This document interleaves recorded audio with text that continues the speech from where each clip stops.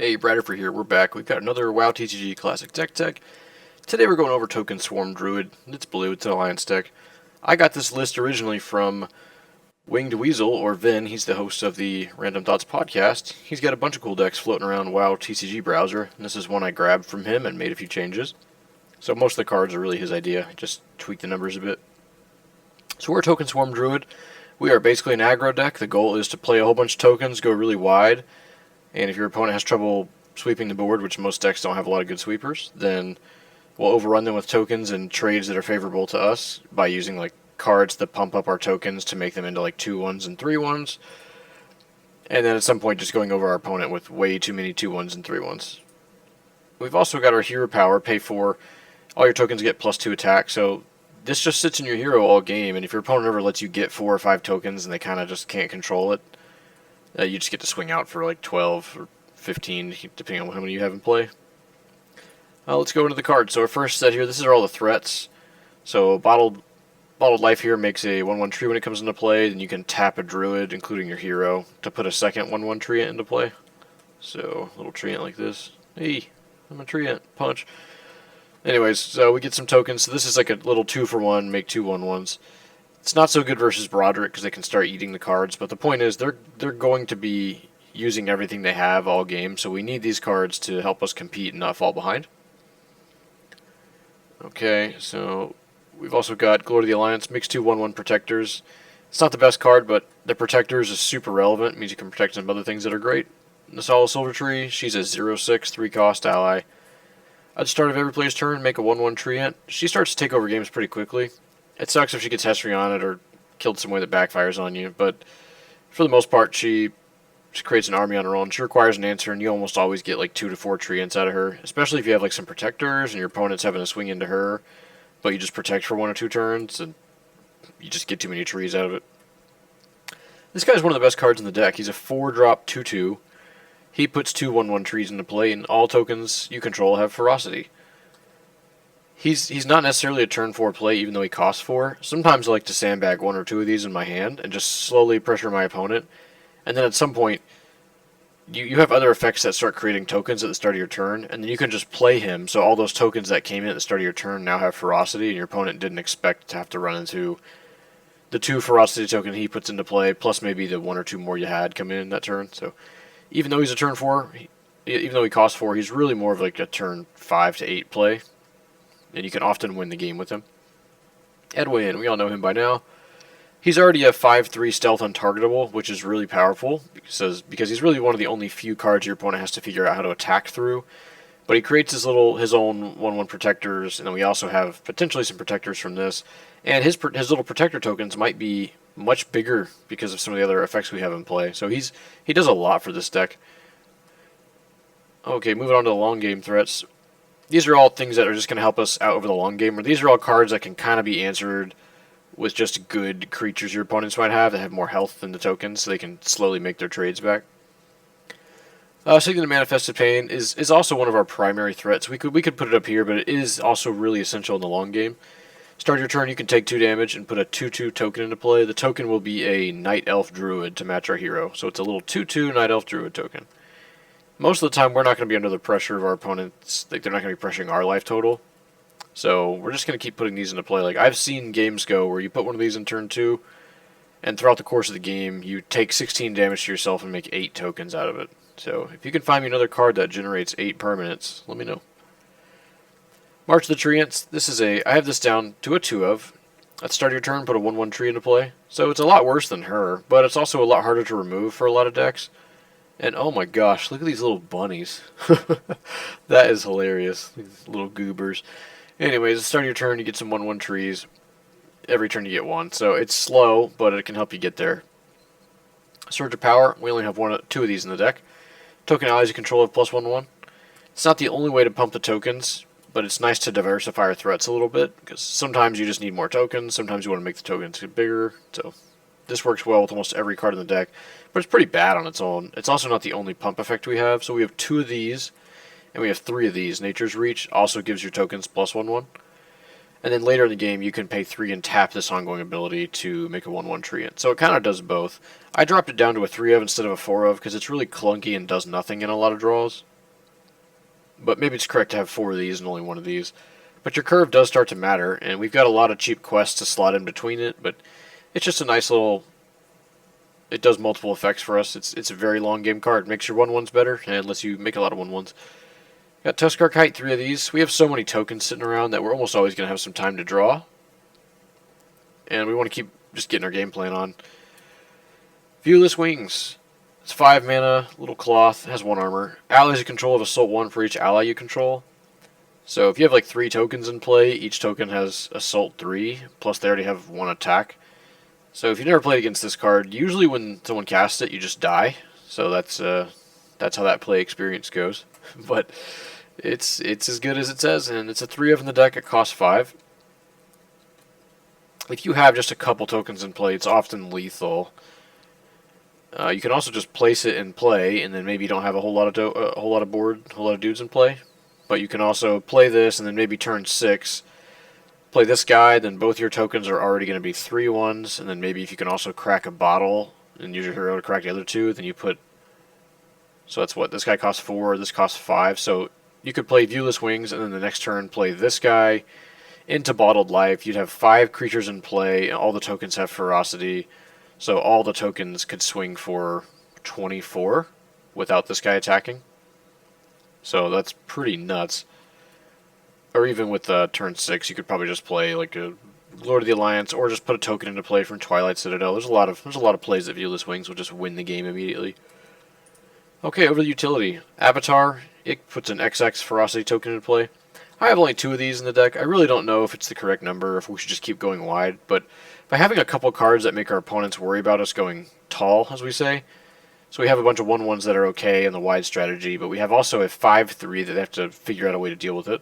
Or potentially this is probably going to be like a 4/4 or a 5/5 in this deck. And the fact that it's Ferocity means we're often going to use this to just trade into our opponent's creature. Like, we'll just make a 3/3 and eat your guy. I don't know what board states are going to come up, but Avatar is a great solid card. It happens to be a token as well, so it gets little pumps from this and that effect. Also really good in the long game plan. Like, if you happen to draw one turn 9, you're like, well, I have 5 or 6 resources, I'll just play a huge dude. Faenis the Tranquil. We're down to a 2 of her. She's a 3-drop 2/6. At the end of your turn, this ally heals 1 damage from each hero and ally you control for each ally you control. So if you have 3 or 4 tokens plus her, she'll end up healing you and your whole board for like 3 to 4 or 5. Really good versus other aggro decks that are not expecting you to start having an ongoing heal 5. And they have to figure out how to kill this and all your other tokens, and you can start making smart trades and healing back on your hero. Or if you're against like a Affliction Warlock or one of the strikeout aggro decks, and your opponent is probably not worrying about your tokens and going for face, and then you start healing 5 a turn, and they have like one way. They either kill her immediately or just basically lose. 2 more her in the sideboard for all those aggro matchups. Natural Order, we have 2 of these main deck. Destroy target ability or equipment. You could easily hop up to the 3rd one if you wanted. This is something Druids are good at, so we just have to consider what abilities we're losing to, like Blizzard is one that's hard to deal with. Hurricane from Druids. Anything else like that that prevents our creatures from attacking, well, we've got Natural Order to deal with it. Down to the resources. 4 Magnis just to stash and make a 1/1 token. 3 Twilight Citadels, great resolution on this art, but in keeping that in mind, it's just pay 2, put a 1/1 token into play. So it keeps our threats going. We don't really have any synergy for dragons. It's just a token generator. It's kind of slow, though. This is like a turn 2 play, but one of the worst turn 2 plays. The Defias Brotherhood is sweet in this deck.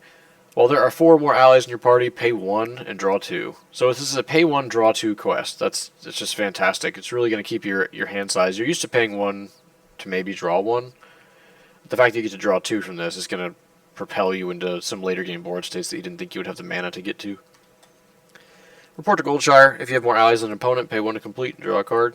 This will almost always be active. So between these 2 quests, it's really easy to slot these in because they're pay 1 quests. So you can always do these on turn 4 while playing a 3-drop, and that's going to be a pretty common play. Taretha's Diversion. Yeah, we were down to 2 of this card. This card's sweet. I think Woodrow found this card. It's Woodrow Hood. I've never seen this card until he showed it to me, and it's pretty great at primarily turning over opposing Eye of the Storms, then you get to draw a card. A lot of quests in this game are just basically pay to draw a card, and that's what this is. Except it only works if you flip over their location. And a lot of the times you don't really care about drawing a card. You just want to stop their Eye of the Storm, which will end up preventing like somewhere between like 4 and 12 damage a game. So it's pretty good if your goal is to kill your opponent. We've got 2. Hopefully that's enough that you'll see it when you need it. I've got 1 Restless Dead. This is another Woodrow Hood card. I'd never seen this card either. It's pay 3. Each player shuffles his graveyard in his deck, and then you draw a card. Only you draw the card. This is great versus all the graveyard-based decks out there. We have really no graveyard synergy, so we're just happy to shuffle our graveyard back in. Just a side effect, but ruining their strategy is pretty good for 3 mana. And they look on your opponent's face when they're like, oh, okay, you main deck that. Right. It's a one-off for now. I think you could easily take out this quest and put another one of these guys in here. But I wanted to try this quest out. It's called the Last Barov. Pay 3, draw a card, or 2 cards if 2 or more allies have the same name. Well, most tokens have the same name. Like, Treant is a name, Tiger token is a name, and let's see, these little 1/1 human protectors that's the same creature. Same with this guy. He puts 2 of the same tokens into play. You get the deal. There's lots of ways to be able to draw 2 off this, but it sucks paying 3 when you could pay 1. So maybe this is just better set as a utility quest, but I like having it in here for now. Just wanted to try it out. Let's move over to the sideboard. Let's put this tree back. Make sure he knows his place. We've got the Scourge of Lordaeron. To pay 1, remove all target player's cards in the graveyard from the game.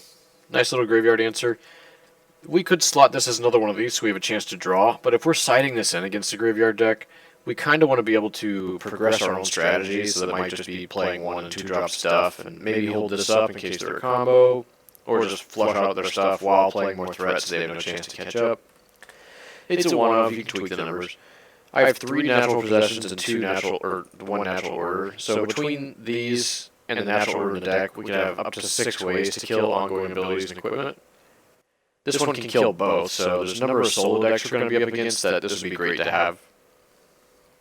And the fact that we can go up to 6 means we're just always going to draw them. It's going to be pretty consistent.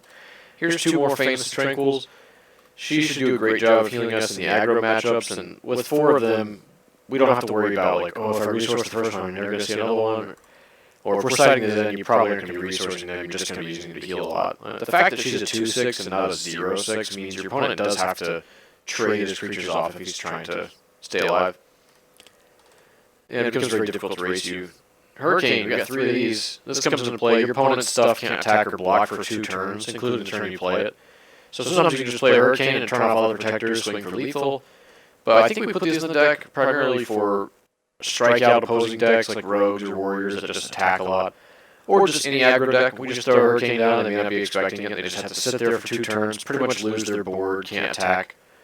During the meantime, we can either swing through and kill their board, like kill their team or kill them. Or maybe we're dying, we have no creatures in play, we just sit behind Hurricane for a little while.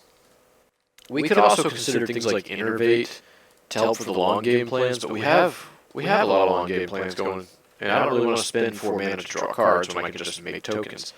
That's the goal of this deck. There are a few hard counters. There's that 4-drop blue guy, Marindal the Kindred. He basically makes all tokens die. He just makes them equal to their cost. He makes their stats equal to their cost, so they're just 0/0s because their cost is 0. So he's a hard counter to the deck, but other than him, I mean, I think you're going to have a pretty good time. Blizzard's not super fun to face. Any sweeper's also not fun to face. Like Death Knight would be probably a pretty bad matchup. Or Hurricane Druids, unless you draw your natural orders. But other than that, you're a go-wide strategy, and a lot of decks don't have a go-wide plan to control you. You're going to get a couple of your creatures Hesrioned versus the Warlock decks. You kind of have to accept that. It's probably going to be this one. So consider that, and maybe don't even play it at all. Just use your long-term threat generators and overwhelm them with going wide with tokens. It's a pretty fun little deck. I suggest you try it out. It's probably one you've never really seen. You've probably seen people play token decks that were like, oh yeah, good game, but like the deck really wasn't that good. This one's actually pretty powerful, so give it a try sometime.